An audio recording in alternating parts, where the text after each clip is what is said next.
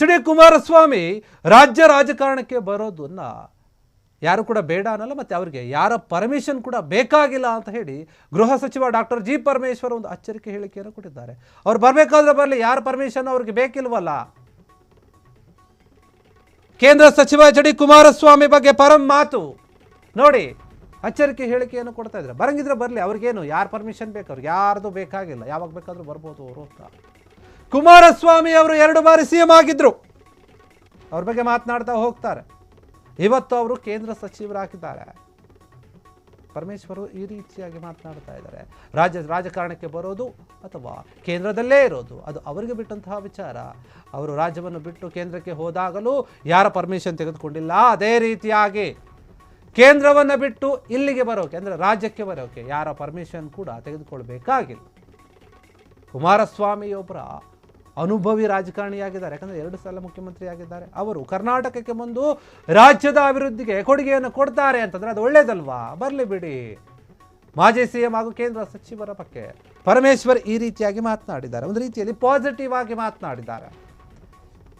ಗೊತ್ತು JDS ನಾಯಕರು ಮತ್ತು BJPಯವರು ಕಾಂಗ್ರೆಸ್ ಆಡಳಿತದ ಬಗ್ಗೆ ಯಾವ ರೀತಿಯಾಗಿ ಮಾತನಾಡ್ತಾ ಇದ್ದಾರೆ, ಯಾವ್ಯಾವ ವಿಚಾರಗಳ ಬಗ್ಗೆ ಆರೋಪಗಳನ್ನು ಮಾಡ್ತಾ ಇದ್ದಾರೆ ಅಂತ. ಆದರೆ ಹೀಗಿರುವಾಗ BJPಯ ಜೊತೆ ಮೈತ್ರಿ ಮಾಡಿರುವಂತಹ JDS ನಾಯಕ ಎಚ್ ಡಿ ಕುಮಾರಸ್ವಾಮಿ ಅವರು ಕೇಂದ್ರ ಸಚಿವರಾಗಿದ್ದಾರೆ. ಅವರ ಬಗ್ಗೆ ಅವರು ರಾಜ್ಯ ರಾಜಕಾರಣಕ್ಕೆ ಬರ್ತಾರೆ ಎನ್ನುವಂತಹ ಮಾತು ಸದ್ದು ಎಲ್ಲವೂ ಕೂಡ ಚರ್ಚೆ ಆಗ್ತಾ ಇತ್ತು ರಾಜಕೀಯ ವಲಯದಲ್ಲಿ. ಅದ್ರ ಬಗ್ಗೆ ಪರಮೇಶ್ವರ ಹತ್ರ ಹೋಗಿ ಕೇಳಿದಾಗ ಕುಮಾರಸ್ವಾಮಿ ಅವರು ಬರ್ತಾರಂತೆ ರಾಜ್ಯ ರಾಜಕಾರಣಕ್ಕೆ ಅಂತ ಯಾರಕ್ಕೆ ಅಲ್ಲಿ ಕೇಳಿದಾಗ ಹೇಳ್ತಾರೆ, ಬರಲಿ ಬಿಡಿ, ಬಂದರೆ ಒಳ್ಳೇದಲ್ವಾ, ಬಂದು ನಮ್ಮ ರಾಜ್ಯಕ್ಕೆ ಜನತೆಗೆ ಒಳ್ಳೆ ಕೆಲಸ ಮಾಡ್ತಾರೆ, ಅಭಿವೃದ್ಧಿ ಕೆಲಸಗಳನ್ನು ಮಾಡ್ತಾರೆ ಅಂತಂದರೆ ತುಂಬ ಒಳ್ಳೆಯದು ತಾನೆ. ಯಾಕಂದರೆ ನೋಡಿ, ಅವರು 2 ಬಾರಿ ಸಿಎಂ ಆಗಿದ್ದಾರೆ, ತುಂಬ ಅನುಭವ ಇದೆ ಅವರಿಗೆ. ಈಗ ಕೇಂದ್ರದ ಸಚಿವರಾಗಿದ್ದಾರೆ, ರಾಜಕಾರಣದಲ್ಲಿ ಅಪಾರವಾದಂತಹ ಅನುಭವ ಹೊಂದಿದ್ದಾರೆ. ಅವರ ತಂದೆಯವರು ಕೂಡ ಅಷ್ಟೇ ಪ್ರಧಾನಮಂತ್ರಿ ಆಗಿದ್ದಂಥವರು, ಮುಖ್ಯಮಂತ್ರಿ ಆಗಿದ್ದಂಥವ್ರು, ಇವರು ಕೂಡ ಮುಖ್ಯಮಂತ್ರಿ ಆಗಿದ್ದಾರೆ. ರಾಜಕಾರಣದ ಅನುಭವ ಇರುವಂತಹ ವ್ಯಕ್ತಿ ಮತ್ತೆ ರಾಜ್ಯ ರಾಜಕಾರಣಕ್ಕೆ ಬಂದು ರಾಜ್ಯದ ಜನತೆಗೆ ಅಭಿವೃದ್ಧಿ ಕೆಲಸಗಳನ್ನು ಮಾಡ್ತಾರೆ ಅಂತಂದರೆ ನಾವ್ಯಾಕೆ ಬೇಡ ಅನ್ನೋಣ, ಬರಲಿ ಬಿಡಿ. ಪರಮೇಶ್ವರ್ ಅವರು ಈ ರೀತಿಯಾಗಿ ದಿಢೀರಂತ ಸಾಫ್ಟ್ ಕಾರ್ನರನ್ನು ತೋರಿಸಿ ಬರಲಿ ಬಿಡಿ, ಅವ್ರನ್ನ ಯಾರು ಬೇಡ ಅಂತಾರೆ. ನೋಡಿ, ಅವರು ಕೇಂದ್ರಕ್ಕೆ ಹೋಗಬೇಕಾದ್ರೆ ಯಾರು ಪರ್ಮಿಷನ್ ಕೂಡ ತೆಗೆದುಕೊಳ್ಳಿಲ್ಲ, ಇಲ್ಲಿ ಯಾರನ್ನೂ ಕೇಳಿಲ್ಲ, ನಾನು ಹೋಗ್ತೀನಿ, ಹೋಗ್ಲಾ ಬೇಡವಾ ಅಂತ ಹೇಳಿ. ಅದೇ ರೀತಿಯಾಗಿ ಈಗ ಇಲ್ಲಿ ಬರಬೇಕಾದ್ರೆ ಅದು ಅವರಿಷ್ಟ, ಅದು ಅವ್ರಿಗೆ ಅನಿಸಿದ್ರೆ ಬರ್ತಾರೆ, ಇಲ್ಲಾಂದ್ರೆ ಅಲ್ಲೇ ಇರ್ತಾರೆ. ಅದ್ರ ಬಗ್ಗೆ ಮಾತನಾಡೋಕ್ಕೆ ನಾವ್ಯಾಕೆ ಅದ್ರ ಬಗ್ಗೆ ಪ್ರಶ್ನೆ ಮಾಡಬೇಕು, ಚರ್ಚೆ ಮಾಡಬೇಕು? ಅದ್ರ ಅಗತ್ಯ ಇಲ್ಲ ನಮಗೆ.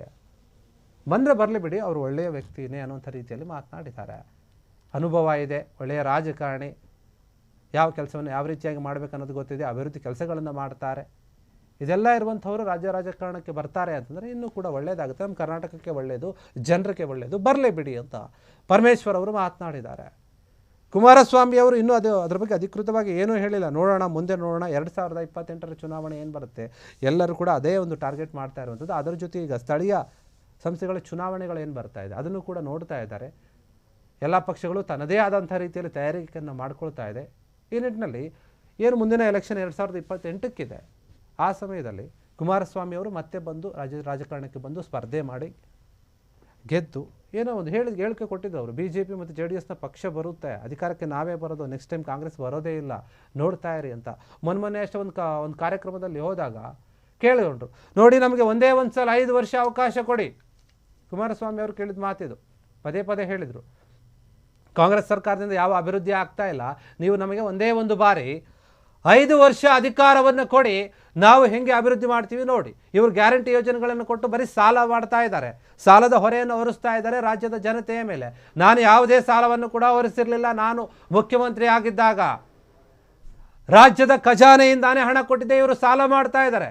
ಎಲ್ಲದಕ್ಕೂ ಕೂಡ ಕೇಂದ್ರದ ಕಡೆ ತೋರಿಸ್ತಾ ಇದ್ದಾರೆ. ನಮ್ಮ ಪಕ್ಷಕ್ಕೆ ನಮಗೆ 5 ವರ್ಷ ಅಧಿಕಾರವನ್ನು ಕೊಡಿ ಅಂತ ಕೇಳಿಕೊಂಡ್ರು.